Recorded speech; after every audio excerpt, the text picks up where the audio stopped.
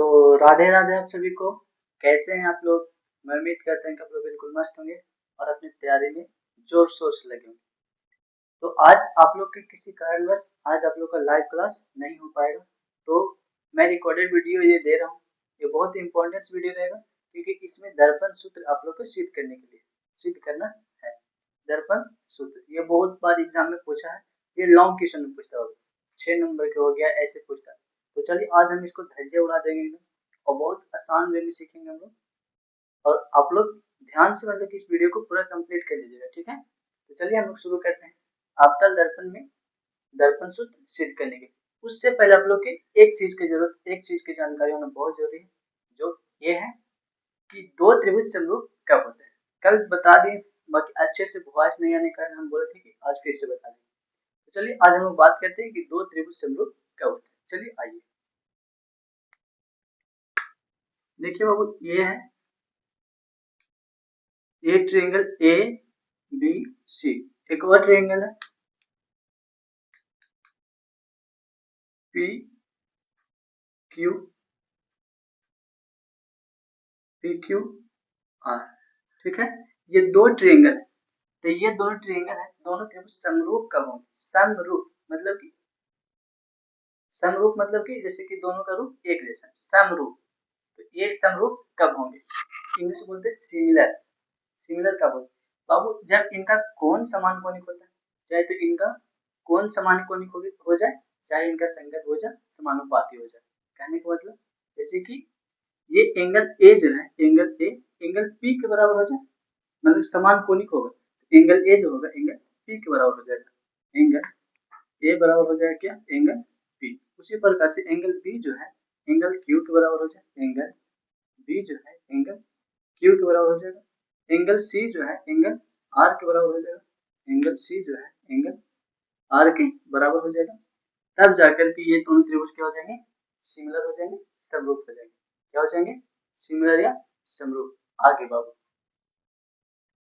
यदि और यदि ये हो जाएगा तो फिर ये दोनों त्रिभुज समरूप हो जाएंगे। और यदि इनकी संगत हो जाए, जैसे ये ए बी भुजा को लेते हैं, ए बी भुजा के संगत हो जाए ये पी क्यू, तो ए बी बटा पी क्यू बराबर ए सी के पैरेलल ए सी के संगत ये ए सी बटा पी आर बराबर बी सी के संगत कौन हो जाएगा? ये वाला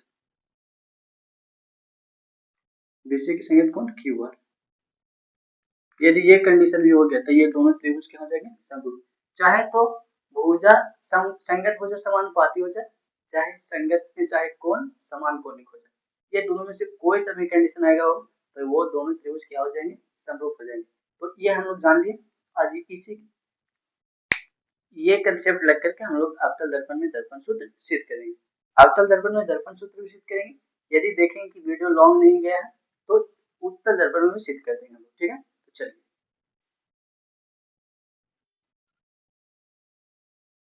अवतल दर्पण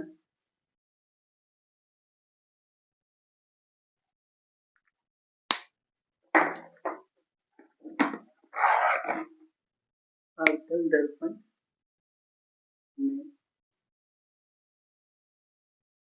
दर्पण सूत्र सिद्ध करें।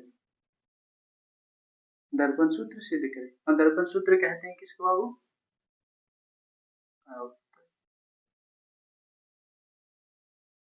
दर्पण। ये हो गया हमारा हेडिंग। अवतल दर्पण यानी कि 1/v प्लस 1/u बराबर 1/a। कभी कभी एग्जाम में ऐसे पूछ जाता है डायरेक्ट कि 1/v प्लस 1/u बराबर 1/a स्थापित करें, सिद्ध करें। नहीं तो कभी कभी ऐसे पूछेगा कि अवतल दर्पण में फोकस दूरी, वस्तु दूरी और प्रतिबिंब दूरी में संबंध स्थापित करें। अवतल दूरी, अवतल दर्पण की फोकस दूरी और वस्तु दूरी और प्रतिबिंब दूरी में क्या संबंध होता है उसको सिद्ध करें। तो चलिए हम लोग सिद्ध करने के लिए पहले काम करते हैं, जो सिद्ध करने के लिए हम लोग की जरूरी चीज है। ठीक है, ये क्या है?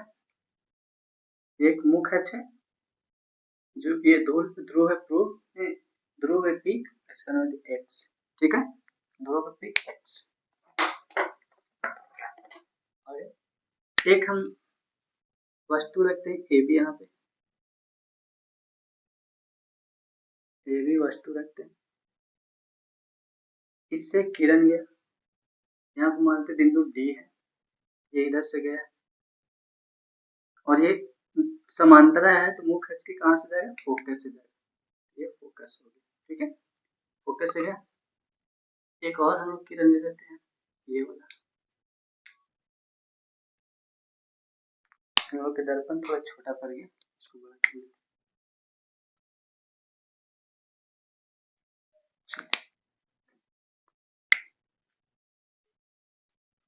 ये जिस बिंदु पर आता है, मैंने जिस रेखा जिस पे आता है उसी पर चल जाती है सी हो।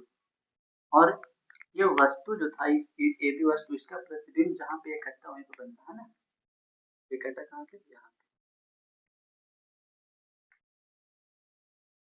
तो यहाँ पे हमारा ए डैश बी डैश क्या बन गया, प्रतिबिंब बन गया, ठीक है। एक हम लोग इसमें लंब डाल देते हैं डी से एक्स पर, ये लंब हो गया, इसको नाम दे देते हैं क्यू, ठीक है, डी क्यू।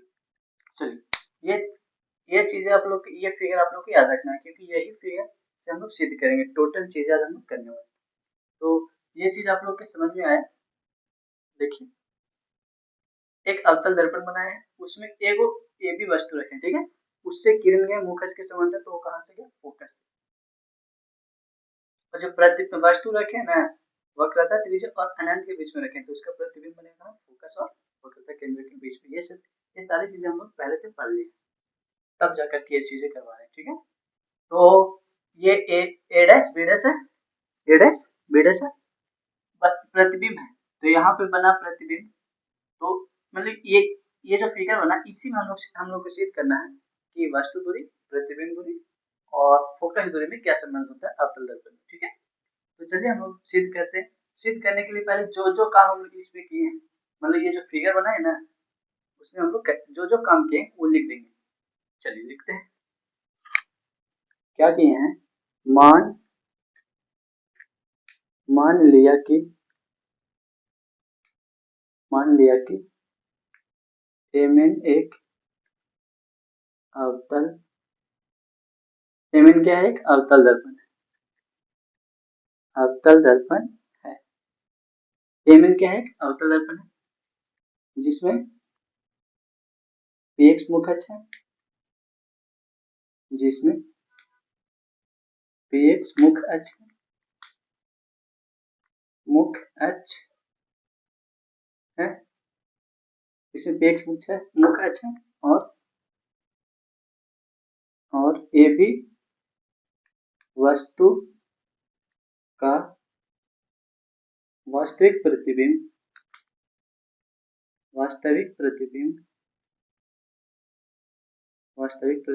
ए डैश बी डैश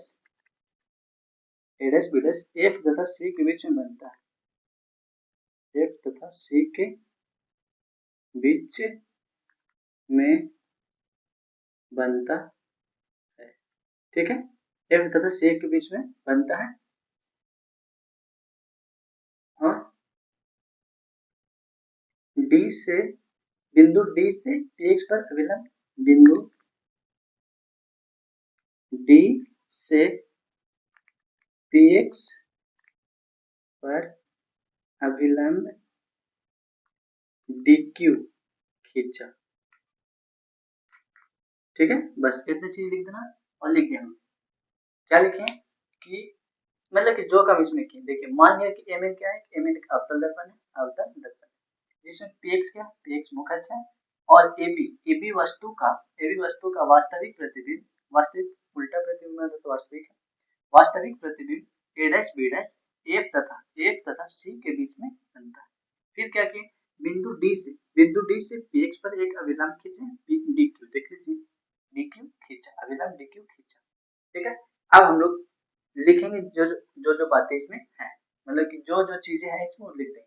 देखिए पहले लिखेंगे वस्तु दूरी, वस्तु दूरी वस्तु दूरी कहाँ से कहाँ तक, वो P से लेकर के B तक, P B। और वस्तु दूरी हम बताए थे हमेशा ऋणात्मक होता है। वस्तु दूरी क्या होता है बाबू, हमेशा ऋणात्मक होता है। और वस्तु दूरी को PB लिखते थे U, तो U हो जाएगा तो -U। उसी प्रकार प्रतिबिंब दूरी, प्रतिबिंब दूरी बराबर प्रतिबिंब दूरी कहाँ से कहाँ तक, P से लेकर के B डैश तक, तो P B डैश बराबर ये क्या हो जाएगा V। लेकिन प्रतिबिंब देखिए किरण जा रहा है इधर और हम लोग दूरी माप रहे हैं ध्रुव से इधर, किरण जा रहा है उधर, दूरी माप रहे हैं हम लोग इधर, मतलब किरण के डायरेक्शन मापते तो हम लोग का जो डिस्टेंस होगा वो पॉजिटिव होगा।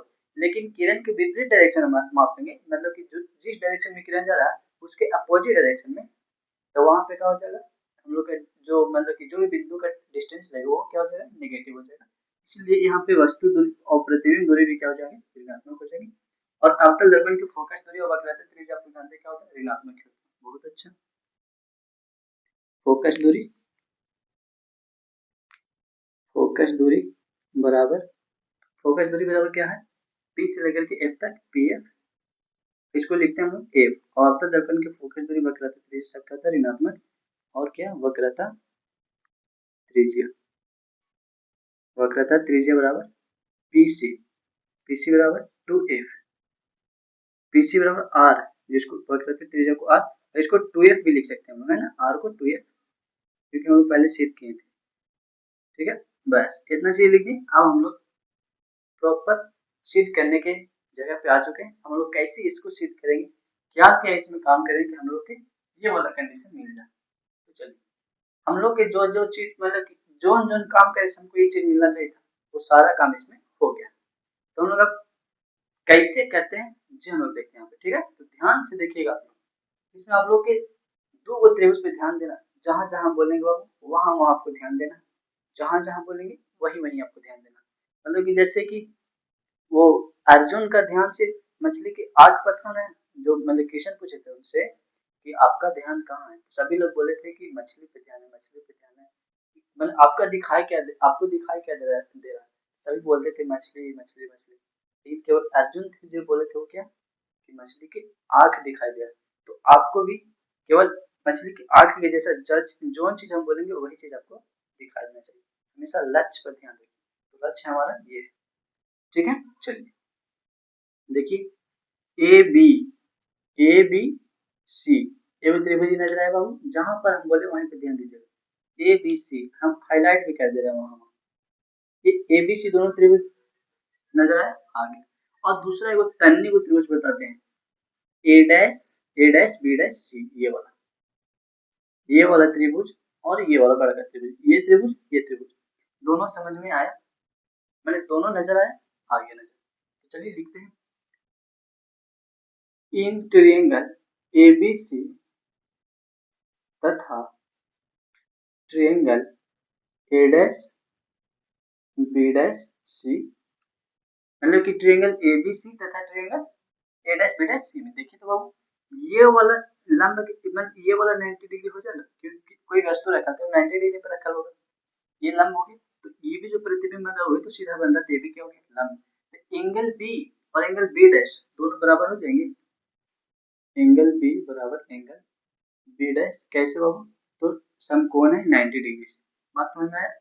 ये दोनों कोण क्या हो जाएंगे, बराबर हो जाएंगे, समकोण है इसके वजह से। फिर आगे देखिए बाबू, ये वाला ये जो कोण है ए सी बी और ये कोण है A dash C B dash, देखिए तो ये दोनों कोण भी बराबर हो जाएंगे, कैसे, सम्मुख कोण से। कैसे बाबू, सम्मुख कोण से, 9th क्लास में पढ़ना था, सम्मुख कोण से दोनों क्या हो जाएंगे बराबर। तो देखिए एंगल ए सी बी बराबर angle A dash C B dash, कैसे, सम्मुख कोण से लिख देंगे, सम्मुख कोण से। बाबू एक बात आप लोग ध्यान दीजिएगा, जो जब भी हम लोग एंगल लिखेंगे पूरा नाम एंगल का, तो जो जिस बिंदु पर हमारा एंगल बनेगा ना वो बिंदु को हमेशा बीच में रखा जाता है। जैसे कि यहाँ पे हम लोग बी लिखे थे, ए बी सी लिखते हैं, हम खाली बी लिखते हैं, यहाँ पर सी सी कहने लिखे क्या, दोनों का नाम जो है इस बिंदु का, दोनों का नाम सी ही है, इसलिए हम लोग इसमें पूरा नाम लिखे। ठीक है, तो चलिए ये दोनों क्या हो गए बराबर, तीनों कोण बराबर हो गए तो ये दोनों ट्रायंगल क्या हो जाएंगे, सिमिलर हो जाएंगे, समरूप हो जाएंगे। तो triangle A B C similar triangle A dash B dash C, कैसे, ए समरूपता प्रमेय से। आप लोग लिख दीजिएगा, हम खाली ए से लिख दें, ठीक है। तो जब दो त्रिभुज समरूप हो जाते हैं तो उनका सभी एंगल तो समान कोणिक हो जाएंगे, लेकिन संगत भुजा भी क्या हो जाते हैं, समानुपाती हो जाते हैं। संगत भुजा भी क्या हो जाते हैं, समानुपाती। तो इसमें ए बी भुजा के संगत कौन है, ए डैश बी डैश। तो ए बी भुजा जो है उसके संगत कौन है, ए डैश बी डैश। तो संगत भुजा हम लोग को ध्यान रखना, ए बी के संगत कौन है, ए डैश बी डैश बराबर बीसी बटा बी डैश सी। और बीसी के संगत कौन है बाबू, B dash C, B dash सी। ये इक्वेशन एक हो गया, ये इक्वेशन क्या होगा बाबू, एक। अब अगेन फिर से देखिए हम लोग क्या करते हैं, अगेन इसी प्रकार सिमिलरली, मैं तो इसी प्रकार लिख देते हैं हिंदी में, और इंग्लिश में बोलेंगे तो सिमिलरली। इसी प्रकार ट्रायंगल, फिर दो त्रिभुज का नजर आप लोग के दिखाते हैं, दो त्रिभुज कौन कौन, देखिएगा ये डी एफ क्यू, मतलब डी क्यू एफ और ए डैश बी डैश एफ, ये वाला ए डैश बी डैश एफ, नजर आया, नजर आ गया। इसी प्रकार ये दोनों त्रिभुज भी क्या हो जाएंगे, सिमिलर। देखिए ये वाला कौन, ये वाला कौन सिमिलर मन बराबर हो जाएंगे, ये वाला कौन, ये वाला कौन सम्मुख हो जाएंगे, तो दोनों कौन बराबर हो गए, तो दोनों त्रिभुज क्या हो जाएंगे, समरूप हो जाएंगे।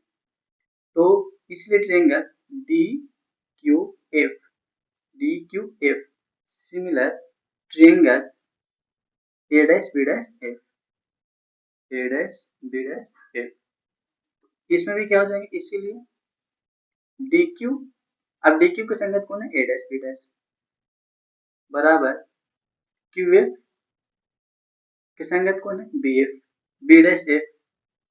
ये समीकरण हो गया दो, ठीक है, ये समीकरण क्या हो गया, दो हो गया। अब देखिए बाबू, चूंकि चूंकि एडी जो है पीएक्स के पैरेलल, चूंकि एडी पैरेलल पीएक्स, और एक बात आप लोग को बताते हैं, जब दो लाइन पैरेलल होती है ना, दो लाइन पैरेलल होती है, तो उनके बीच में जितना भी आप लंब खींच दीजिए, वो सब लंब की लंबाई क्या होती है, बराबर होती है। ये दो लाइन बाबू हम पैरेलल खींचेंगे, इसके बीच में जितना भी हम लोग लंब खींचेंगे, जितना भी लंब खींचेंगे, जितना भी लंब खींचेंगे, वो सभी लंब की लंबाई क्या हो जाएगी, क्या होती है, इक्वल होती है। सभी लंब की लंबाई क्या होती है, बराबर होती है, ठीक है। तो चलिए आइए, सभी लंब की लंबाई क्या होती है, बराबर होती है। तो चलिए देखिए यहाँ पे, ये एडी जो है, एडी पीएक्स के पैरेलल है, तो इसमें डीक्यू और एबी क्या है, दोनों लंब है। एडी पैरेलल पीएक्स तथा तथा डीक्यू लंब है किस पे, पीएक्स पे, और भी लंब है, एबी लंब पीएक्स। इसीलिए डीक्यू जो हो जाएगा एबी के बराबर हो जाएगा, क्योंकि सभी लंब की लंबाई क्या होती है, बराबर होती है। तो ये दोनों लंब है और ये दोनों लंब क्या हो जाएंगे, बराबर हो जाएंगे। इसीलिए ए बी बराबर डी क्यू, इसको समीकरण 3 मान लीजिए, और समीकरण 2 और समीकरण 3 को आप देखिए, ठीक है। समीकरण 2 और समीकरण 3 को देखिए, यह है 2, यह है 3, तो यहाँ लिखेंगे समीकरण 2 तथा समीकरण 3 से, समीकरण 2 तथा समीकरण 3 से। देखिए बाबू, ये जो समीकरण 2 जो है, इसमें डी क्यू के जगह पे हम लोग क्या लिख सकते हैं, ए बी लिख सकते हैं या नहीं लिख सकते।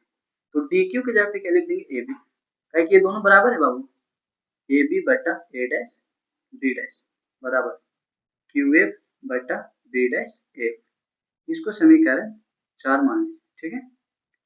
अब आप लोग ध्यान दीजिएगा समीकरण 1 और समीकरण 4 को, समीकरण 1 और समीकरण 4 को देखिएगा, तो इसका एलएचएस बराबर है बाबू, एलएचएस क्या है, बराबर है। समीकरण 1 और समीकरण 4 के एलएचएस बराबर है, तो आरएचएस भी क्या हो जाएंगे, बराबर हो जाएंगे। तो इसलिए समीकरण 1 तथा समीकरण 4 से, 1 तथा समीकरण 4 से एलएचएस बराबर हो गया है, तो आरएचएस भी क्या हो जाएंगे, बराबर बीसी बटा बी डैश सी बराबर क्यूएफ बटा बी डैश एफ, इसको समीकरण 5 मान लीजिए, ठीक है। अब हम एक बात आप लोगों को बताते हैं, ध्यान से देखिएगा, एकदम ध्यान से। कितना चीज हो गया तो हम लोग देखेंगे। ये जो दर्पण है ना बाबू, जैसे हम लोग वक्रता त्रिज्या और फोकस दूरी में संबंध देखे थे, उसी प्रकार से यहाँ पर भी होगा। ये जो दर्पण जो है ये बहुत ही छोटा है, इसका द्वारक जो है देखने वाला जो है इसका द्वारक बहुत छोटा है। तो हम यहाँ पे लिखेंगे, चूंकि हम बहुत छोटे द्वारक वाले दर्पण पर विचार कर रहे हैं, चूंकि हम बहुत छोटे द्वारक वाले दर्पण पे विचार कर रहे हैं, तो जब छोटे द्वारक वाले दर्पण पे विचार कर रहे हैं, ये बिंदु D जो है P के काफी नजदीक हो जाएगा। बिंदु D P के काफी नजदीक होगा। हम बोल रहे हैं इसलिए हम मेरा जगह नहीं बचेगा, इसलिए आप लोग को बता दे रहे हैं, आप लोग लिख लीजिए। क्योंकि हम बहुत छोटे द्वारक वाले दर्पण पे विचार कर रहे हैं, इसीलिए ये बिंदु D जो है P के काफी नजदीक होगा, P के काफी नजदीक होगा, इसलिए PQ बराबर क्या हो जाएगा, DQ। जब यहाँ तक आपको समझ में आ गया तो फिर यहाँ देखिए, जब ये त्रिभुज जो है ये दर्पण जो है, दर्पण बहुत छोटा द्वारक का दर्पण है, बहुत छोटा द्वारक का। तो छोटा द्वारक का जो दर्पण होता है, तो उसमें जो बिंदु जो है ये वाला बिंदु, ये इसके पास ही हो जाएगा, ये जो Q बिंदु है इसके पास हो जाएगा। तो यहाँ से यहाँ तक का डिस्टेंस और यहाँ से यहाँ तक का डिस्टेंस दोनों क्या हो जाएंगे, बराबर हो जाएंगे। जैसे हम लोग वक्रता त्रिज्या और फोकस दूरी में संबंध में देखे थे ना, उसी प्रकार। तो बहुत छोटा द्वारक है इसका, तो ये बिंदु भी यहीं पे आ जाएंगे, सारा बिंदु भी यहीं पे आ जाएंगे, ठीक है। तो हम लोग PF बराबर क्या हो जाएगा, QF। अब यहाँ पे लिख देते हैं, इसीलिए PF बराबर QF।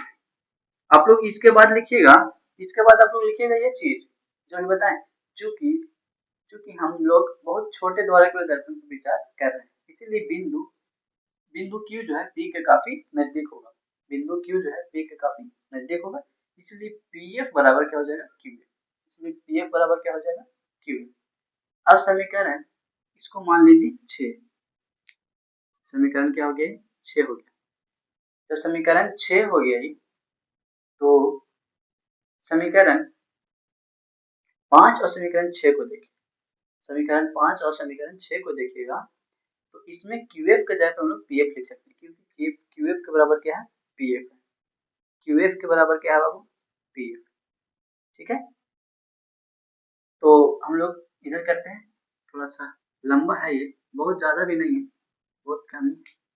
अब हो गया, मतलब कि मान लीजिए कि होने वाले पे गाते हैं, तो PF बराबर क्या हो जाएगा, QF। तो लोग समीकरण लिख देंगे, समीकरण 5 तथा 6 से 5 तथा 6 से क्या हो जाएगा, QF के जगह पे हम लोग क्या लिख सकते हैं, PF। लिख दीजिए ना जी, BC बटा B' बराबर QF के जगह पे क्या लिखेंगे, PF बटा B', बस यही चीज तो लिखना था। अब देखिए कहा, देखिए यहाँ से यहाँ तक की डिस्टेंस BC, अब यहाँ से यहाँ तक पूरा क्या है, PB। यहाँ से यहाँ तक का पूरा डिस्टेंस क्या है, PB। और PB में से देखिए ये बाबू पूरा है, इधर देख बताते हैं, देखिए इधर यहाँ से यहाँ तक की पूरा डिस्टेंस P है, यहाँ से यहाँ तक PB, और यहाँ पे एक मान लेते हैं कुछ पॉइंट है C, ठीक है। तो यहाँ से यहाँ तक की पूरा डिस्टेंस PB है, तो और यहाँ से यहाँ तक BC है, तो ये वाला पूरा में से बाबू, ये वाला पूरा में से ये वाला डिस्टेंस घटा देंगे, तो ये केवल डिस्टेंस बचेगा कि नहीं बचेगा, अब बताइए, बिल्कुल बचेगा। ये पूरा में से ये वाला डिस्टेंस घटा देंगे तो ये बचेगा, और ये पूरा में से यदि ये वाला डिस्टेंस घटा देंगे तो ये बचेगा। तो हम लोग के देखिए ये पूरा है PB, पूरा क्या है PB, हम लोग के BC को दर्शाना है, तो PB में से PC घटा देंगे, PB में से PC घटा देंगे तो क्या बचेगा, BC बचेगा, PB माइनस PC। BC को लिख सकते हैं PB minus PC, PB minus PC divide by, आगे चलिए B' बाबू, देखिए B' यहाँ से यहाँ तक, तो PC में से PB' घटा दीजिए, सॉरी हाँ, PC में से PB' हटा देंगे तो B' बचेगा। तो बात समझ में आ रहा है, बात समझ में आ रहा है, क्या बोले इसे बताइए आप लोग। ये पूरा PC यहाँ से यहाँ तक में से यहाँ से यहाँ तक घटा देंगे तो यही वाला बचेगा बाबू, यहाँ से यहाँ तक पूरा है और यहाँ से यहाँ तक घटा देंगे तो ये वाला खाली बचेगा, बात खत्म। जैसे यहाँ से यहाँ तक हमको लिखना है, यहाँ से यहाँ तक, और ये पूरा है, ये पूरा को हम लोग पूरा मतलब यहाँ से यहाँ तक लिखना है, तो ये पूरा में से ये वाला हटा दे रहे हैं, केवल हटा दे रहे तो हम लोग यही होना बचेगा, बस वही काम कर रहे हैं आपका। तो देखिए इधर क्या बोले थे कि पीसी में से पी बी डैश हटा दीजिए, PC minus P B dash, PC minus P B dash बराबर पीएफ को पीएफ ही रहने दीजिए और B dash F, B dash F. अब देखिए यहाँ से यहाँ तक पूरा पीएफ पी बी डैश है, तो पी बी डैश में से पीएफ घटाएंगे तो क्या बचेगा, B dash. P B dash में से पीएफ घटा देंगे, P B dash, P B dash में से पीएफ घटा देंगे तो हमारा बच जाएगा बी डैश एफ। ये सारी चीजें आपको समझ में आए तो कमेंट कर दीजिएगा, एकदम सुंदर कर समझ में आ गया। PB minus PC, PC minus PB dash बराबर पीएफ बटा P B dash minus PF. ये सारी चीजें आप लोग को समझ में आए तो बोलिएगा। चलिए अब हम लोग चलते हैं चिन्ह परिपाटी से, चिन्ह परिपाटी से बस अब होने वाला है, सिद्ध प्रूफ होने वाला है। चलिए देखिए पीबी, पीबी बराबर क्या है बाबू, हम कनु लिखे थे, देखिए पीबी ये है ना बाबू पीबी, तो पीबी को हम लोग क्या लिख सकते हैं माइनस यू, तो लिख दीजिए ना माइनस यू, माइनस पहले से माइनस, अब पीसी को क्या लिख सकते हैं, पीसी को माइनस आर यानी कि 2f भी लिख सकते हैं, तो माइनस 2f, और वो पहले से माइनस था और फिर इसका वैल्यू भी माइनस 2f है, ये नहीं कि पहले से माइनस है तो फिर माइनस लगाना भूल जाएगा बराबर पीसी बराबर क्या बोले minus 2f, P B dash, P B dash मतलब कि ये माइनस भी बराबर पीएफ बराबर क्या है, पीएफ फोर दूरी माइनस एफ और पी बी डैश ये मतलब ये वाला माइनस भी माइनस पीएफ बराबर क्या है माइनस एफ। चलिए अब हो गया क्या, minus you plus 2f minus 2f plus भी बराबर माइनस भी प्लस एफ। अब क्या कीजिए क्रॉस मल्टीप्लिकेशन कर दीजिए, u में भी से करेंगे तो u भी हो जाएगा, माइनस माइनस करेंगे तो प्लस हो जाएगा, u में f से करेंगे तो माइनस यू एफ हो जाएगा, यू एफ ठीक है, u में f से करेंगे तो माइनस यू एफ। अब 2f में f से करेंगे, देखिए पहले ये दोनों किससे की, अभी दोनों किससे करेंगे, 2f में f से करेंगे तो 2f स्क्वायर ठीक है, 2f स्क्वायर हो गया बाबू, 2f में f से करेंगे तो 2f स्क्वायर हो जाएगा और माइनस में माइनस करेंगे तो प्लस और माइनस vf हो जाएगा ठीक है। चलिए u भी माइनस uf गुना कह देने कहीं पे दिक्कत हुआ क्या होगा, देखिए इसको कि अच्छा यहाँ पे दिक्कत हुआ, गुना करने में हम लोग को दिक्कत हो रही है। चलिए अब हम लोग क्या करेंगे क्रॉस मल्टीप्लिकेशन करेंगे, क्या करेंगे क्रॉस मल्टीप्लिकेशन, u में भी से करेंगे तो u भी, 2f में भी से करेंगे तो माइनस 2vf ठीक है। अब ये दोनों के इससे कर दें, अभी दोनों के इससे करेंगे, ये दोनों के इससे कर दें, ये दोनों के इससे करेंगे, u में f से करेंगे तो माइनस uf, f में f से करेंगे तो 2f स्क्वायर बराबर 2f में f से करेंगे तो 2f स्क्वायर और माइनस vf, 2f स्क्वायर से 2f स्क्वायर जाएगा। अब देखिए u भी और vf इधर है, देखिए माइनस uf लिख दीजिए इधर। अब देखिए बाबू vf इधर 2vf माइनस में तो उधर जाएगा तो प्लस में और ये माइनस में, तो 2vf में से एगो vf जाएगा तो एगो vf बचेगा, 2vf में से एगो vf जाएगा तो एगो vf बचेगा, एगो vf बच गया इधर। अब देखिए ये सारी चीज आप लोग को समझ में आ गया। चलिए अब देखिए क्या करते हैं, सभी पदों में u भी f से भाग दे देते हैं, u भी f से भाग देने पर, u भी f से भाग देने पर क्या हो जाएगा, u बटा भी बराबर u भी f, सभी पदों में दे रहे हैं माइनस u f, तो u भी f बराबर भी f, तो u भी f। चलिए u भी से u भी जाएगा, uf से uf जाएगा, vf से vf जाएगा, तो बचा क्या बाबू, यहाँ पे बचा 1/f, ये क्या बचा माइनस 1/v, ये क्या बचा 1/u। चलिए अब इसको सरिया के लिख दीजिए, 1/f बराबर 1/v प्लस 1/u, इधर जाके प्लस में चल जाएगा। तो हम लोग को सिद्ध करना था 1/v प्लस 1/u बराबर 1/f, ये हम लोग को सिद्ध करना था। चलिए,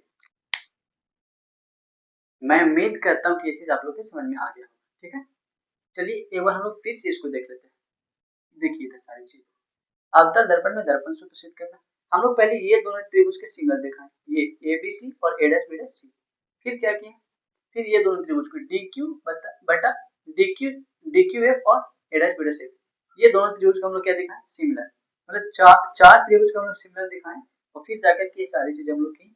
फिर थोड़ा सा लास्ट में चिन्ह परिपाटी का यूज हुआ, ध्यान से जरा वो माइनस प्लस में गलती कीजिएगा, ये आपका रिजल्ट नहीं आएगा, तो माइनस प्लस में हम लोग को गलती नहीं करना, ठीक है। तो ये सारी चीजें था, बस खाली थोड़ा कैलकुलेशन है और यहाँ पे एक कंसेप्ट लगा कि ये दोनों पैरेलल है, तो ये वाला AB और ये दोनों पैरेलल हो जाएंगे, माने कि बराबर हो जाएंगे, क्योंकि जब दो पैरेलल लाइन होती है तो उनके बीच में जितने जो लंबवत रेखाएं होती है ना, सभी की लंब जो होती है, सभी लंब की जो लंबाई होती है सब क्या होती है, इक्वल होती है, बराबर होती है। तो मैं उम्मीद करता हूँ कि ये चीज आप लोग को समझ में आ गया, ठीक है।